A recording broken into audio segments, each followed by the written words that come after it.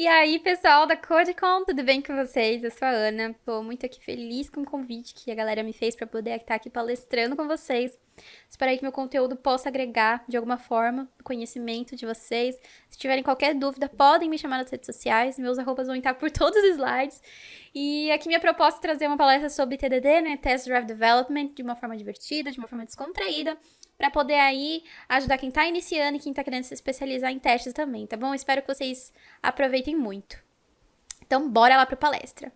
Bom, a long time ago in a galaxy far, far away, né? Aquela frase super conhecida de Star Wars. Então, vocês têm um objetivo, vocês têm uma grande task que os mestres pediram pra você.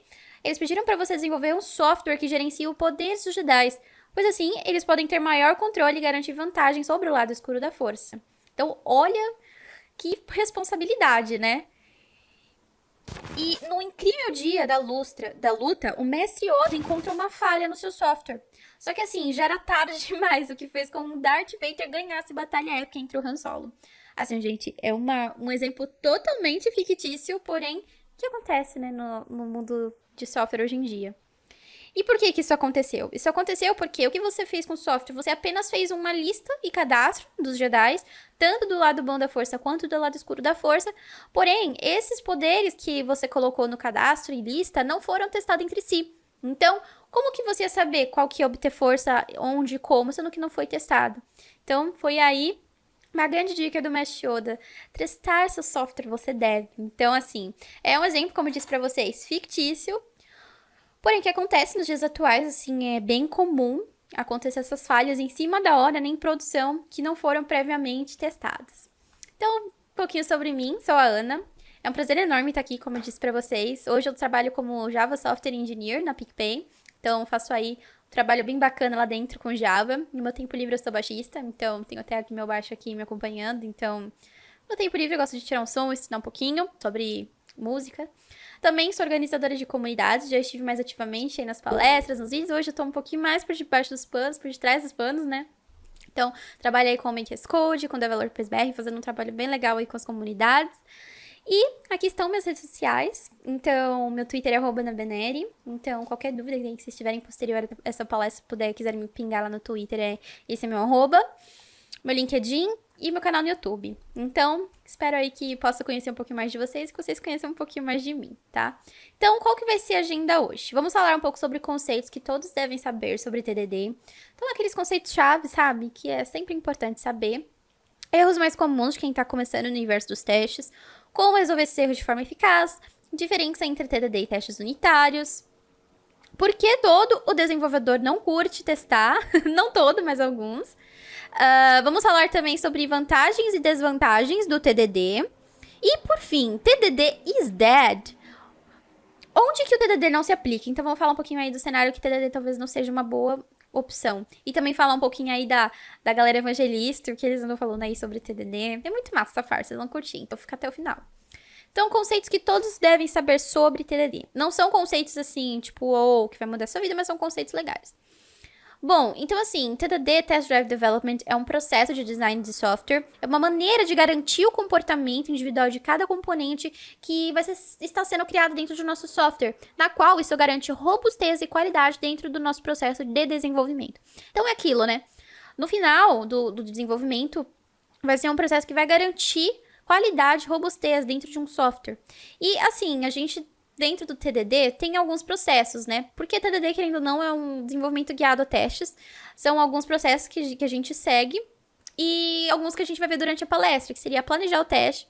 O planejamento de testes, ele permite a identificação de itens, funcionalidades que precisam ser testados dentro do nosso software e que são responsáveis pelos riscos envolvidos dos mesmos, né? Então, a gente permite definir escopo, definir variável, definir tudo. A gente tem o projetamento de testes, né, que, enfim, com base nos requisitos que descrevem a funcionalidade daquilo. É um plano de teste na qual o testador deve planejar o fluxo, imaginando o procedural normal da execução daquele software, daquela feature. E a execução do teste, né, da qual a gente deve preferencialmente optar por ser automático. A gente vai ver um pouquinho mais sobre isso na pirâmide de testes. Codificação, na etapa na qual a funcionalidade é implementada pelo desenvolvedor, programador, enfim. E o refatoração, né? Na refatoração, é como se fosse uma limpeza passar um pano limpo lá naquilo que a gente desenvolveu, com o objetivo de otimizar código de maneira na qual o seu comportamento não deve ser alterado. Então, depois da refatoração, o código não deve quebrar. Não é esse o objetivo. O objetivo é limpar o código e deixar ele mais limpo e legível. Aqui a gente vai ver a pirâmide de teste, que foi a que eu falei pra vocês logo no início. Ela é uma ótima metáfora visual que nos diz para agrupar o teste de software em diferentes granularidades. Foi uma pirâmide definida aí pelo Mark Cohn e faz você pensar do seu teste em diferentes camadas. E ele também ilustra a quantidade de testes que devem ser realizados nessa camada. Na primeira pirâmide, a gente vê aí como se fosse um método antipadrão, né? O anti-pattern, na qual a gente não tem automatização de testes. E, por final, o que fica como primordial são testes manuais. Todas essas partes são testes manuais. Os únicos testes automatizados são os testes de interface. Já na segunda pirâmide, quanto mais assertiva a base do teste fica, mais assertivo o final ele é, né? O mais topo assertivo fica, né? Quanto mais a probabilidade de ser menos desastroso, precisando que menos recursos quebrem em produção. Então, aqui todos os testes são automatizados e fica apenas poucas funções serem manuais, na qual são seção baseada em testes manuais. É pequenas coisas.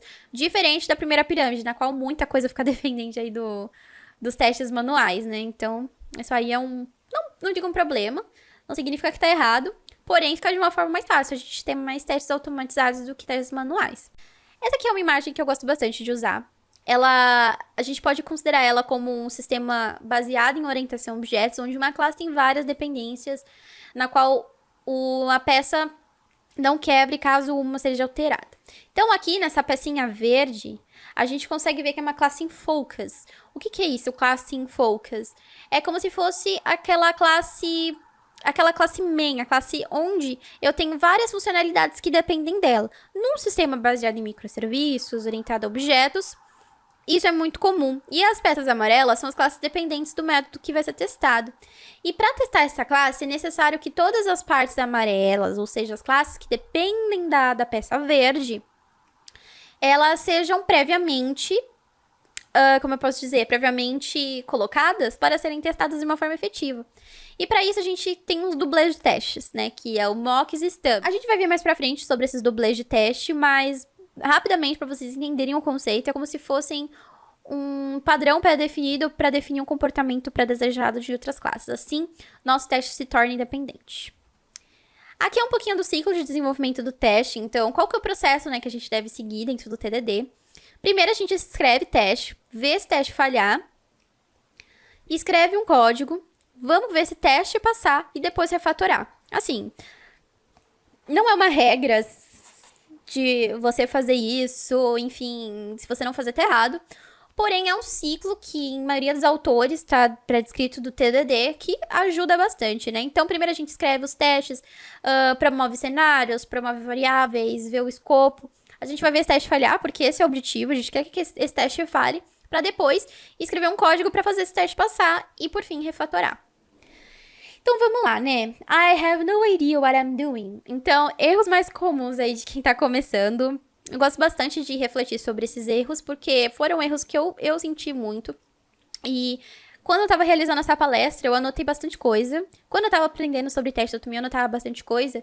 E foi onde eu consegui juntar bastante anotação, assim, das dores que eu sentia e daquilo que eu poderia achar que poderia ajudar a galera pra não sentir essas mesmas dores e não cometer os mesmos erros que eu cometi. Então, assim, é bem legal, experiência própria. Quando era antes de testar, gente, esse é o erro mais comum de quem tá começando no universo dos testes. Se você já tem alguma experiência, deve estar pensando, mano, como assim, velho? É óbvio. Mas sim, é um dos erros mais comuns de quem tá começando. E, assim, é uma das coisas de quem tá começando, colocar teste como uma das suas últimas prioridades, né?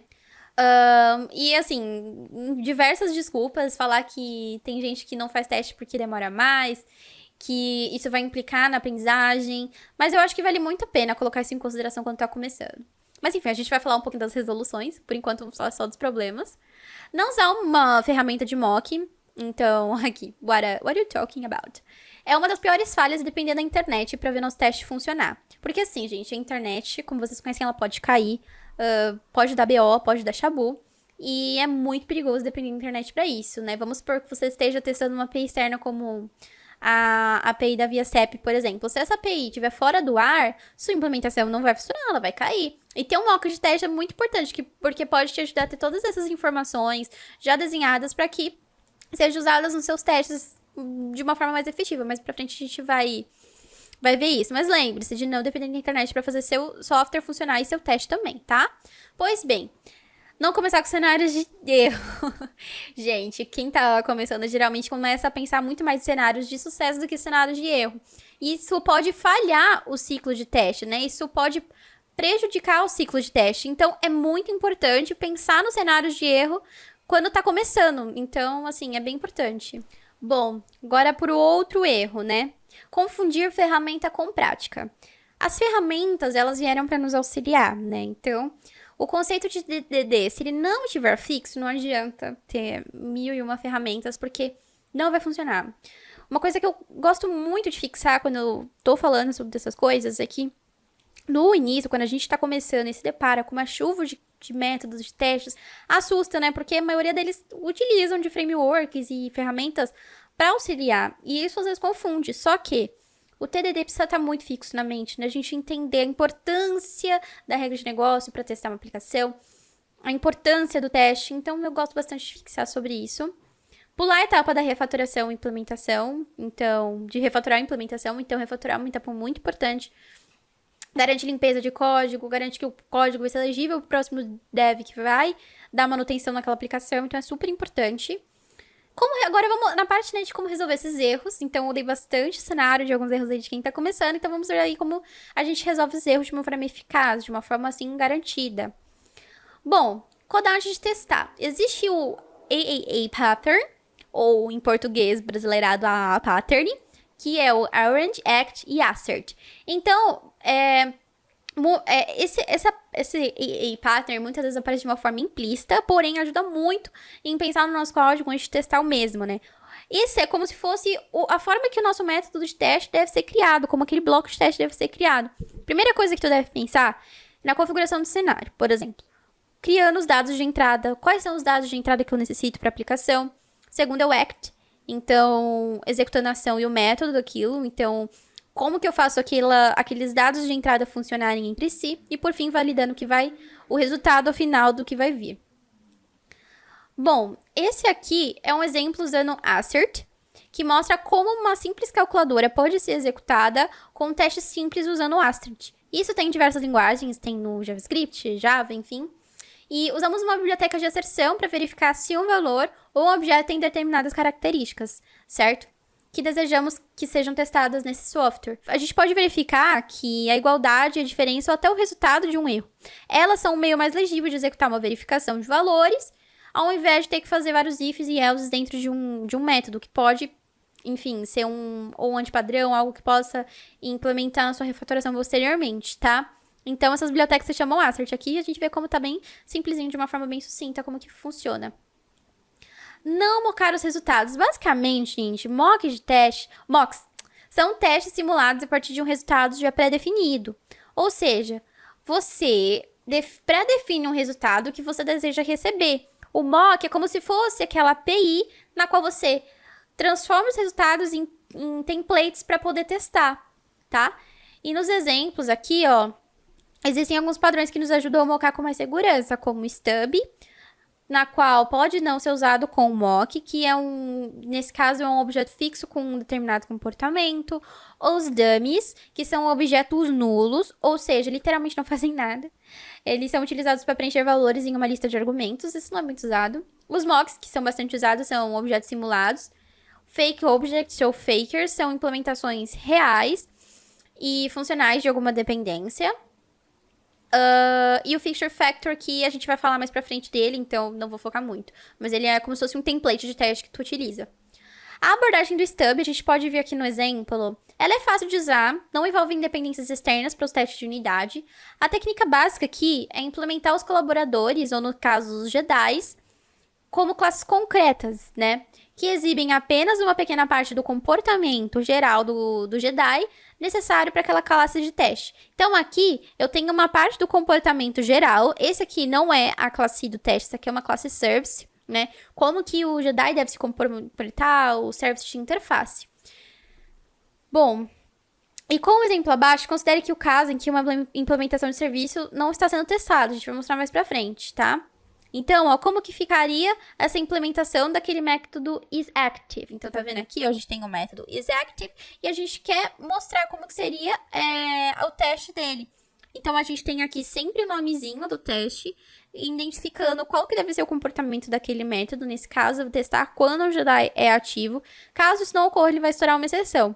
Então, aqui eu sempre coloco o meu construtor, dou um new object, exceto aquele stub do Jedi que eu preciso.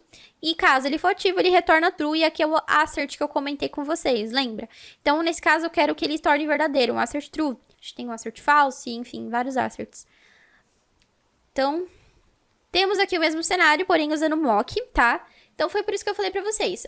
Pode ou não ser usado junto com mock. Se for usado, não tem problema, porém, com mock você tem algumas diferenças e peculiaridades. Por exemplo, aqui a gente tá usando esse mock. Gente, eu tô me baseando nos testes aqui com JUnit 5 e 4, que é o framework, a ferramenta de testes aí dentro do Java. Quem é javeiro vai entender, mas se você não for, não tem problema nenhum, porque não tem muita diferenciação dentro do JavaScript. Enfim, a única diferença aqui é o easymock.verify e trago o objeto Jedi aqui dentro, tá? Bom, quando usar mocks e stubs? Então, assim, vou aqui trazer um pouco dos exemplos para vocês tirarem as próprias conclusões de quando usarem. Porque não tem certo e não tem errado. Depende muito do cenário. Gente, eu acho que eu vou falar isso diversas vezes aqui nessa palestra. Mas é verdade. Depende muito do cenário. Eu posso diversas vezes falar aqui pra vocês, use ou não use isso e aquilo. Sendo que o seu cenário não se aplica, né? Não adianta fazer um ciclo de TDD para um projeto simples, para um projeto básico, na qual não depende de muitas coisas. A não ser que seja para praticar, né? Porém, depende muito do cenário. O stub, ele nada mais é do que uma interceptação de chamadas externas, como bancos de dados e APIs, para não depender de interrupção externa como a internet. Então, geralmente, quando você tem algo que depende de outra API e você necessita de testes, você acaba utilizando stub mocks juntos. O mock, ele testa o fluxo também, ele testa quando um ponto não for compatível com o outro, o que eu preciso mocar daquele cenário. Então, vamos ver aqui nesse exemplo. A gente tem o teste do ponto A para o ponto B. E o teste do ponto B para o ponto C. Se o ponto A não estiver funcionando para testar o ponto B e o ponto C, você não pode rodar o ponto A e o ponto B. Então, para isso, você vai mocar o ponto B para poder testar o ponto C, tá? Então, é basicamente isso. Você moca um resultado para poder testar o outro, para não ter dependências de classes entre si. Por mais que em microserviços, em orientação a objetos, você tenha essa dependência, caso uma caia, esteja fora do ar, não funcione, etc., você tem esse serviço mocado para poder testar uma segunda aplicação. Fixture Factor. Ele é um framework que foi criado para facilitar a criação de objetos para serem utilizados nos testes. Então, é um framework, assim, eu digo, bem bacana. No Java, eu já encontrei diversos projetos utilizando e, assim, facilita muito, não só o entendimento do teste, mas a implementação para outro desenvolvedor. A gente vai ver um exemplo e eu vou conseguir exemplificar para vocês melhor aqui como que funciona. E a gente vai ver aqui mais pra frente. Por exemplo, diferente das fixtures, não é necessária nenhuma configuração adicional. Então, vamos supor que você esteja criando projetos, vou ter que colocar uma dependência. Não. É só necessário você descrever quais valores você quer que esses objetos tenham e acabou. É só isso. Além de não precisar de nenhuma configuração adicional, a definição dos valores que vão ser utilizados no seu projeto é feita pragmaticamente, ou seja, utilizando um código Java, um JavaScript, sem XML, sem YAML, sem JSON, sem nada, qualquer outro tipo. Então, esse framework funciona de uma maneira similar ao Factory Girl utilizado na criação de testes Ruby. Então, quem é do universo Ruby vai entender. Ele é praticamente um template que eu pré-defino os valores utilizados e quais são as propriedades dos mesmos para definir um objeto num teste. Então, esse é o template. A gente geralmente coloca ele como feature of, add template, o nome desse template e a regra dele, né? No caso, a regra dele eu coloco aí. Nesse caso, é como se fosse um cadastro. Coloco o ID, o formato desse ID, nesse caso é um long. Coloco o nome, o nickname, sempre o campo e o resultado, tá? Mesma coisa com outro cliente, por exemplo, Nerd Client. E aí, para eu chamar isso no teste, é simples. Basta colocar um fixture from client class gimme, o nome daquela classe que você quer que traga aqueles objetos pré-definidos e acabou. É isso. Eu acho muito legal, acho muito simples. Acho que facilita bastante na hora do teste. O próximo, não refatorar a implementação. Então, eu vou trazer aqui algumas regras chaves que me ajudaram bastante nessa dificuldade de não refatorar. Sempre que você terminar um teste, enfim, você vai verificar a implementação atual do sistema, vai mover o método, alterar o que está dentro dele de forma que fique mais otimizado e remover condicionais excessivas. Isso aqui são regras, assim, gente, que facilita muito na hora de refatorar, de tal forma que não quebre o teste. Então, sempre isso. Gravem isso, tirem print, anotem, porque facilita muito. Por que agora que a pessoa desenvolvedora de software não curte testar? Então, vamos entrar em algumas polêmicas. Geralmente, quem está começando não vê muito valor nos testes, isso é normal. E acham que a demanda de tempo não entrega. E o que é normal também. E às vezes a gente tem um pouco de preguiça, porque tem que aprender bastante conceitos. E muitos já saem testando, desenvolvendo cenários, ou cenários nulos ou burros, né? Que são cenários que não fazem sentido algum, que o resultado deles é o mesmo de entrada. Isso acontece muito. Não que acontece muito, mas tipo, quando você tá começando, quer fazer diversos cenários, acontece. E que também pode ser difícil no começo, né? E isso pode gerar uma frustração muito pessoal e muito do time que tu tá trabalhando. Então, isso pode ser duas coisas que o desenvolvedor não curte testar, porque no começo é um pouco dificultoso essa parte, porém é super entendível. E a gente vai ver mais pra frente que TDD não é uma bala de prata também, não resolve todos os problemas. Vantagens do TDD aí é uma robustez na aplicação, qualidade de código e segurança naquilo que você tá levando pra produção. Então, é algo que eu sempre gosto de fixar, você levar com segurança aquilo porque você tá desenvolvendo pra produção, algo que não quebre, algo que você consiga manter e outro desenvolvedor consiga manter também. A imaginação é nossa aliada para criar diversos cenários de testes. Então, assim, entender o valor daquilo e a imaginação te ajuda a criar diversos cenários que vocês não têm noção. E entender da regra de negócio também, né? Não adianta ter imaginação para criar teste, sendo que você não entende da regra de negócio. Então, é sempre legal você ter a regra de negócio daquele serviço que você trabalha na ponta da língua. Por quê? Aquilo vai fazer com que os seus testes tenham cenários incríveis, cenários de teste, cenários de sucesso, cenários que possam viabilizar o produto final e trazer uma coisa mais concreta, mais viável, mais palpável. Então é sempre importante entender da regra de negócio. E esse próximo slide diz exatamente isso que eu acabei de falar. Agora vamos pra polêmica. TDD is dead. O que tá acontecendo? Que a galera tá falando que TDD não resolve tudo, gente. O que tá acontecendo?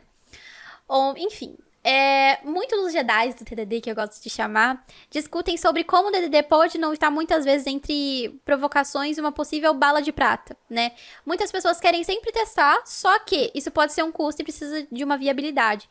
Então, tem algumas conversas que rolam aí nos Hangouts da ThoughtWorks, que o link vai estar aqui na apresentação, que eles falam bastante sobre TDD is Dead, que é sobre esse artigo aqui, né, que o Martin Fowler colocou no blog dele.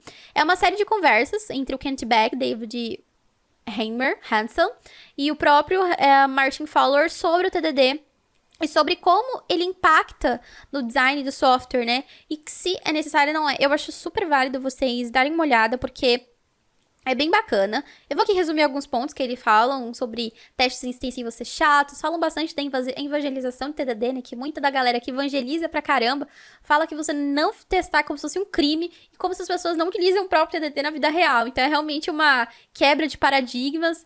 Falam também que utilizar em projetos antigos pode atrasar o processo de entrega de pequenas features ou pequenos consertos de pequenos bugs. Então eu acho bem bacana vocês darem uma olhada nessa palestra. Tem também alguns artigos, né? TDD is Dead, Long Life Testing. Então, é um artigo de um dos caras que estavam aí nessa conversa da ThoughtWorks. Então, é bem bacana vocês darem uma olhada também, até pra quebrar alguns paradigmas, quebrar alguns pensamentos sobre algumas práticas de TDD, né? Que eu vi muitas vezes, né? Testar em software legado é um problema, né? Não sei quantos de vocês já trabalharam com software legado, mas realmente praticar TDD em algo legado é muito difícil, porque você tá mexendo ou com código antigo, ou com algo que não tá lá com boas práticas, que se você colocar qualquer cenário pode quebrar diversos, ainda mais se for um monolito. Então, enfim. E um assunto muito discutido acerca do TDD não ser tratado como religiosidade de software, o que eu super concordo. Não tem que ser uma religiosidade, tem que ser aquilo que você se preocupa com o usuário final, com a sua própria implementação. Não deve ser algo religioso, entre aspas, né? Tipo, se eu não fizer, eu vou morrer. Não, nada a ver, gente, para. É algo realmente se preocupar com o usuário final. Algumas desvantagens do TDD, como eu disse, muitas vezes não é uma bala de prata, existe uma curva de aprendizagem que pode ser uma grande desvantagem, tem um aumento de esforço, tanto do time quanto pessoal. É impossível testar tudo, gente, existem diversos cenários, por mais que a gente pense em existem diversos. Muitos deles podem ser nulos entre si. testar os meios dá mais trabalho do que testar os resultados, então é uma das coisas aí que eu falo bastante. Enfim, é uma das vantagens do TDD que não tem como negar, né, gente? Nem tudo é perfeito. Estude TDD, entenda seus conceitos e aplique os mesmos, mas sempre com moderação. Então, uma diquinha pra vocês, uma dica do Uncle Bob também, é lembrar que a regra do TDD, quanto mais o teste se torna específico, mais o código se torna genérico. Então, vale lembrar disso também. E por fim, algumas das minhas referências, na verdade todas as minhas, então vocês vão ter acesso a essa apresentação, então podem acessar essas referências e usar com todo o prazer do mundo. E é isso. Aqui tem o link do GitHub sobre o meu projeto de TDD, na qual eu criei uma coisa mais palpável do mundo real, né, sobre vários tipos de testes de integração, testes do service, testes unitários de unidade. Então vale a pena vocês darem uma olhada. Eu espero de coração que essa palestra tenha ajudado vocês de alguma forma, tenha aí sanado possíveis dúvidas, ajudado aí quem tá começando nos testes. Qualquer dúvida que vocês tenham, podem me chamar nas redes sociais. E é isso, foi um prazer estar aqui. Tchau, tchau.